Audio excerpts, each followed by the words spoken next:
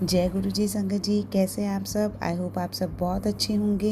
Happy Holi. ये सत्संग मेरा होली के बिल्कुल बाद जा रहा है, तो आप सब ने कैसे होली मनाई प्लीज़ सब मुझे शेयर करना, बताना कैसे सब ने एंजॉय किया गुरु जी के साथ, कैसे सब ने होली मनाई। तो आज का सत्संग उनकी एक प्यारी सी बेटी ने शेयर किया है कि कैसे वो उनसे कनेक्ट हुए, कैसे उनका पेन गया माइग्रेन का, और भी उन्होंने अपनी पर्सनल अटैचमेंट कैसे गुरुजी के साथ बनाई वो भी उन्होंने शेयर किया है। और मुझे एक क्वेश्चन आया था, किसी आंटी जी ने किया था जल प्रसाद के लिए, तो जितना मुझे ज्ञान है, जितना मुझे पता है, मैं उतना शेयर करती हूँ। बाकी अगर मैं कहीं चूक जाऊँ तो आप संगत जी प्लीज़ मुझे करेक्ट कीजिएगा। उन्होंने पूछा था कि जल प्रसाद को किस तरीके से हम रख सकते हैं, तो गुरुजी के स्वरूप के सामने हम जल प्रसाद को रख सकते हैं। जब हम प्रेयर करते हैं, पूजा पाठ करते हैं, अपना रोज़ सुबह जब हम प्रेयर करते हैं तब वहाँ पे आप एक तांबे के गिलास में अच्छे से उसे धो के नमक नींबू के साथ उसमें जल भर के गुरुजी के स्वरूप के सामने रख सकते हैं। और नेक्स्ट डे जब दोबारा आप जोत जगाते हैं तो वो वाला जल वहाँ से हटा के सब अपने घर में आप सबको दे सकते हैं, और वापस उसको गिलास को अच्छे से धो के उसमें वापस जल भर के रख सकते हैं। और अगर बीच में भी अगर आपको जरूरत पड़े, कोई अगर किसी की तबीयत ख़राब है, कोई बहुत इंपॉर्टेंट काम के लिए जा रहा है, किसी को बहुत डाउन फील हो रहा है, पॉजिटिविटी चाहिए, उस दौरान भी हम जल प्रसाद का इस्तेमाल कर सकते हैं। तो चलिए अब हम सुनते हैं गुरुजी की प्यारी सी बेटी का प्यारा सा सत्संग। जय गुरु जी। जय गुरु जी, शुक्राना गुरु जी। गुरु जी के बारे में मैं क्या ही बताऊँ आप सबको। मैंने गुरु जी के साथ में एक डायरेक्ट कनेक्शन बनाया है अपना। मैं उनसे काफ़ी साल पहले जुड़ना चाहती थी, बट मेरे ख्याल से गुरु जी चाहते थे कि हम उस टाइम पे नहीं बल्कि बाद में ज्वाइन करें एक दूसरे को। तो ऐसा हुआ था कि हम लोग 2013 में बड़े मंदिर गए थे।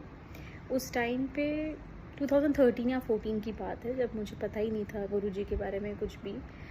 मैं और मेरे इन-लॉज़ और मेरे हस्बैंड हम लोग डिनर पे जा रहे थे और एक आंटी ने कॉल किया कि हम लोग बड़े मंदिर जा रहे हैं, आप लोग हमारे साथ चलें। तो उस टाइम पे हम लोग थोड़ा ऐसे हो गए कि हम कहाँ डिनर पे जा रहे थे और हम पता नहीं कौन गुरुजी हैं जहाँ हम जा रहे हैं, सॉरी गुरुजी। पर जब हम वहाँ गए तो मुझे बहुत अलग सा लगा। मुझे लगा कि एक तरफ गुरबानी चल रही है, एक तरफ भजन चल रहे हैं, किसी ने सिर नहीं ढका हुआ, और एक तरफ गुरु नानक देव जी का स्वरूप है, शिव जी हैं। मुझे कुछ समझ में नहीं आया। तो उस टाइम पे मैं शायद गुरुजी से नहीं जुड़ पाई। पर लास्ट ईयर की बात है जब मेरे हस्बैंड और मैं उनके साथ जुड़े। लास्ट जून से हम उनके साथ हैं। और ऐसे तो बहुत सारे सत्संग हैं जो मतलब जो मैंने महसूस किए हैं अपने साथ में। एक छोटा सा सत्संग शेयर करती हूँ। लास्ट ईयर ऐसा हुआ था कि हम लोग इस घर में मेरे ख्याल से 2 या 3 साल से हम लोग मूव हुए। तो जो हमारा पुराना घर था वो घर में हम लोग का बहुत सोशल लाइफ था, और कोई ना कोई इंडिया से आता जाता रहता था, फैमिली आती रहती थी। फिर कोविड हो गया तो उसकी वजह से कुछ फ्रेंड्स यहाँ से मूव आउट हो गए, पेरेंट्स नहीं आ पा रहे थे और रिश्तेदार नहीं आ पा रहे थे, और हम फिर इस घर में मूव हो गए। तो बिल्कुल ही सोशलाइजिंग हमारा ख़त्म हो गया एक तरह से। तो मैं गुरुजी से बहुत ऐसे उनसे कंप्लेन करती थी कि ये क्या हो गया हमारे साथ में, कि हमारा इतना अच्छा फ्रेंड सर्कल था, हमारी इतनी अच्छी सोशल लाइफ थी जो ख़त्म हो रही है धीरे धीरे धीरे, क्योंकि सिंगापुर से काफ़ी लोग यहाँ से मूव आउट हो रहे हैं। तो बस ऐसे ही मैंने गुरुजी से कहा कि गुरुजी मुझे सोशलाइज़ करना बहुत अच्छा लगता है, मेरे हस्बैंड को भी बहुत अच्छा लगता है।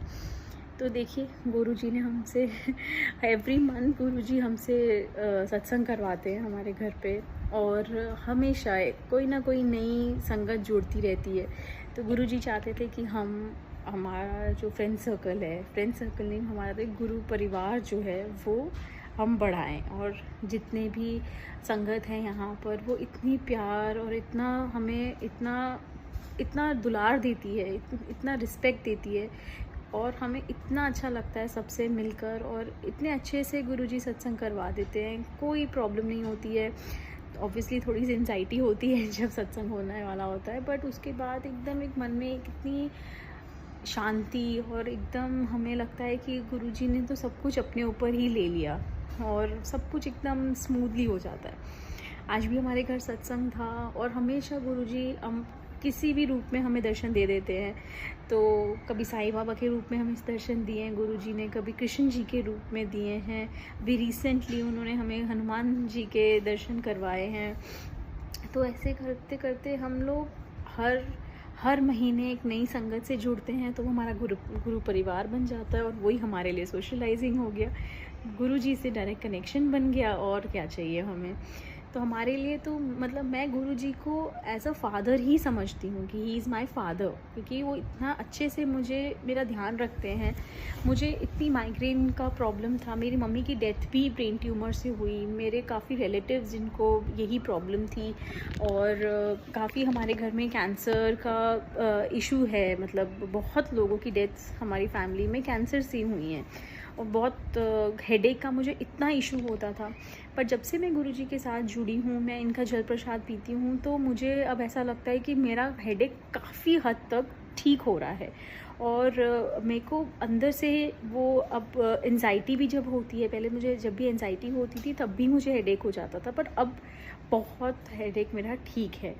तो इसीलिए मैं कहूँगी कि बहुत बहुत शुक्राना गुरुजी कि आपने मेरा काफ़ी सारे मेरे टेंशन्स, मेरे दुख, मेरे दर्द आपने अपने पे ले लिए। तो जैसे मैंने कहा कि मैं इनको अपना फ़ादर ही मानती हूँ, क्योंकि कभी भी कुछ भी टेंशन होती है बस मैं इनके पास माथा टेक लेती हूँ और इनको बता देती हूँ, और वो अपने आप ही मेरे सारे टेंशन्स दूर कर देते हैं। तो मेरे को जैसे कल की बात है, मैं जब गुरुजी का चोला सेट कर रही थी, आई मीन जब दरबार सजा रही थी, तो मुझसे उनका दुपट्टा जो भी आप पीछे देख रहे हैं, जो गुरुजी के पीछे जो दुपट्टा है वो सेट नहीं हो रहा था। तो मैं गुरुजी को कही थी, गुरुजी की गल है, तुसी क्यों नहीं मेरा साथ दे रहे हो, कोई गलती हो गई है तो मैंने माफ़ कर दो।